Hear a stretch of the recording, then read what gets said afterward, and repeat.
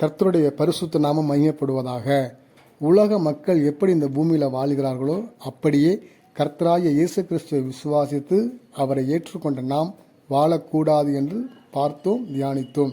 இந்த நாளிலும் தேவனுடைய பார்வையில் எது நன்மை, எது பிரியம், தேவனுடைய சித்தம் என்னதென்று தியானித்து நம்ம அறிந்து கொள்ளப் போகிறோம். ஏசாயா எழுதின தீர்க்க தரிசன புஸ்தகம் 1வது அதிகாரம் 17வது வசனம் இவ்வாறாக சொல்லப்பட்டிருக்குது: நன்மை செய்ய படியுங்கள். அப்போ இயேசுவை ஏற்றுக்கொண்டு வாழ்கிற நம்ம எப்படி நன்மை செய்ய வேண்டும் என்று படித்து கொள்ள வேண்டும். யாரிடத்தில் நம்ம படிப்போம் என்று நீங்கள் கேட்டிங்கன்னா, அப்போஸ்தலர் எழுதின புஸ்தகம் 10வது அதிகாரம் 38வது வசனம் இவ்வாறாக சொல்லுகிறது: நசரனாகிய இயேசுவை தேவன் பரிசுத்த ஆவியினாலும் வல்லமையினாலும் அபிஷேகம் பண்ணினார். தேவன் அவருடனே கூட இருந்தபடியினால் அவர் நன்மை செய்கிறவராயும் பிசாசின் வல்லமையில் அகப்பட்ட யாவரையும் குணமாக்குறவராயும் சுற்றி திரிந்தார் என்று எழுதப்பட்டிருக்கிறது. அப்போ இயேசு கிறிஸ்துவானவர் எப்படி பரிசுத்தாவின வல்லமையை அபிஷேகத்தை பெற்றுக்கொண்டாரோ அதே போல் நாமளும் கர்த்தராகிய இயேசு கிறிஸ்துவோட பாதத்தில் அமர்ந்து அந்த அபிஷேகத்தை நாம் பெற்றுக்கொள்ள வேண்டும். பரிசுத்தாவோட வல்லமையை நாம் பெற்றுக்கொள்ள வேண்டும். அப்படி பெற்றுக்கொள்ளும் போது இயேசுவோடு எழுதப்பட்டிருக்கிறது, தேவன் அவரோடு கூட இருந்தபடியினால் என்று எழுதப்பட்டிருக்கு. அப்போ கர்த்தராகிய இயேசு நம்மளோடு கூட இருக்கணும். அப்போ தான் நம்ம நன்மை செய்ய முடியும். நம்மளோட மாம்சத்தின்படியோ நம்ம சுயமாய் எந்த ஒரு நன்மையும் செய்ய முடியாது. அப்படி செஞ்சாலும் அது தேவனுக்கு பிரியமாக இருக்காது. இயேசு எப்படி பரிசுத்தாவை பெற்றுக்கொண்டு நன்மை செய்கிறவராக இருந்தாரோ அதே போல் நம்ம நன்மை செய்தால் மாத்திரம்தான் அது கர்த்தருக்கு பிரியமாக இருக்கும் என்று இந்த பரிசுத்த வேதாகம் சொல்லப்பட்டிருக்கிறது. ஒரு வசனத்தை நம்ம எடுத்து வாசிப்போம்.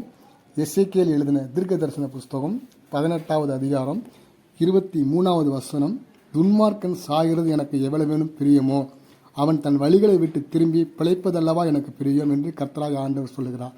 அப்போ துன்மார்க்கமாய் வாழுகிற, பாவத்தில் வாழுகிற ஒரு மனுஷனும் சாகக்கூடாது என்று, அது சாகிறது எனக்கு பிரியமில்லை என்று இயேசு சொல்லுகிறார். அந்த வழிகளை, துன்மார்க்கமான வழிகளை விட்டு அவன் திரும்பணும், மனம் திரும்பணும், அதுதான் எனக்கு பிரியம். அப்போ துன்மார்க்கன் மனம் திரும்பணும்னா அதுக்கு நம்ம என்ன செய்யணும் அப்படின்னு நீங்கள் கேட்டிங்கன்னா, நம்மளும் ஒரு நாட்களில் துன்மார்க்கத்தில் வாழ்ந்தோம், பாவத்தில் வாழ்ந்தோம். கர்த்தராகிய இயேசு கிறிஸ்து தான் உண்மையான தெய்வம், பாவத்திலிருந்து விடுதலை கொடுக்கக்கூடிய தெய்வம். இயேசு கிறிஸ்து தான் நம்மளுடைய ஆசீர்வதிக்கிற தேவன், வியாதியிலிருந்து விடுதலை கொடுக்குற தேவன் என்று ஒருத்தர் சொன்னதுனால தான் நம்ம இயேசு கிறிஸ்துவை ஏற்றுக்கொண்டு இந்த நாட்களில் இயேசு கிறிஸ்துவ நாமத்தினால எல்லா பாவத்திலிருந்தும் சாபத்திலிருந்தும் வியாதியிலிருந்து விடுதலை பெற்று இயேசுவை பின்பற்றுகிறவராய் நாம் வாழ்ந்து கொண்டிருக்கிறோம். அதே தான் அந்த பெற்ற நன்மையை இப்படி துன்மார்க்கமாய் வாழுகிற ஜனங்கள் மத்தியில் போய், மக்கள் மத்தியில் போய் நம்ம சாட்சி சொல்லும்போது அவர்கள் நம்மளுடைய சாட்சிகளை கேட்டு அந்த இயேசு கிறிஸ்துவை சொந்த ரட்சகராக ஏற்றுக்கொள்ளும் போது இந்த பாவ வாழ்க்கையிலிருந்து, துன்மார்க்கமான வாழ்க்கையிலிருந்து கர்த்தராகிய இயேசு அந்த ஜனங்களுக்கும் நன்மை செய்ய முடியும், விடுதலை கொடுக்க முடியும். அப்போ அவர்கள் பாவத்தில் வாழாதபடி மனம் திரும்புவார்கள். வேதவசனம் சொல்லப்பட்டிருக்கிறது எசேக்கியேல் 18:32 மனம் திரும்புங்கள் அப்பொழுது பிழைப்பீர்கள். அப்போ பாருங்கள், துன்மார்க்கத்திலுமாய் வாழ்ந்தானா அவங்க மரித்து போயிடுவாங்க. அப்போ அவங்க பாவத்தை விட்டு மனம் திரும்பினாங்கன்னா, இயேசுவோட அன்பை அறிந்து கொண்டு மனம் திரும்பினாங்க அப்படின்னா அவங்க பிழைச்சிக்குவாங்க. இங்கே சாகிறவனுடைய சாவை நான் விரும்புகிறதில்லை என்று சொல்லுகிறான். ஒரு மனுஷன் மரித்து போகிறான். அந்த மரித்து போகிறத எல்லாரும் மறிப்போம். இந்த உலகத்தில் வாழ்கிற எல்லா ஜனங்களும் 60லையோ 70லையோ 80லையோ கண்டிப்பாக நம்ம மரித்து தான் ஆகணும். ஆனால் மரிக்கிற ஒவ்வொரு மனிதனுக்குள்ளேயும் ஆத்துமா இருக்குது. அந்த ஆத்துமா மரித்து போகிறத கர்த்தர் விரும்பலை. அந்த ஆத்துமா ரட்சிக்கப்படணும், அந்த ஆத்துமா பரலோகத்துக்கு வரணும், சொர்க்கத்துக்கு வரணும்னு தான் கர்த்தர் விரும்புகிறார். அதை தான் சொல்கிறாரு, சாகுகிறவனுடைய சாவை நான் விரும்பலை. துன்மார்க்கன் சாகிறது எனக்கு எவ்வளவேனும் பிரியமோ, அது எனக்கு பிரியமில்லையே. அவன் மனம் திரும்பி என்னுடைய வழியில் இயேசு கிறிஸ்துவை ஏற்றுக்கொண்டு அந்த வழியில் நடக்க வேண்டும். அப்போ தான் அவன் ஆத்மா பிழைக்கும். அதுதான் எனக்கு பிரியம்.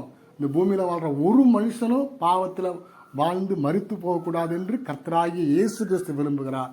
அப்போ நம்ம எப்படி இயேசு கிறிஸ்துவை ஏற்றுக்கொண்டு வாழுகிறோமோ அதே போல் இந்த பூமியில் வாழ்கிற ஒவ்வொரு ஜனங்களும் இயேசு கிறிஸ்துவை ஏற்றுக்கொண்டு வாழ வேண்டும் என்றால் நாம் கர்த்தராகிய இயேசு கிறிஸ்துவிட பெற்ற விடுதலை, நன்மையை மற்ற மக்களுக்கு நம்ம சொல்லும்போது தான் அவர்களும் இயேசு கிறிஸ்துவோட அன்பை அறிந்து கொண்டு பாவத்திலிருந்து விடுதலையாக்கப்பட்டு இயேசுவை ஏற்றுக்கொண்டு அவர் வசனத்தின்படி வாழ முடியும் என்பதை அறிந்து இப்படிப்பட்ட நன்மையை நம்ம மக்களுக்கு செய்வோம்.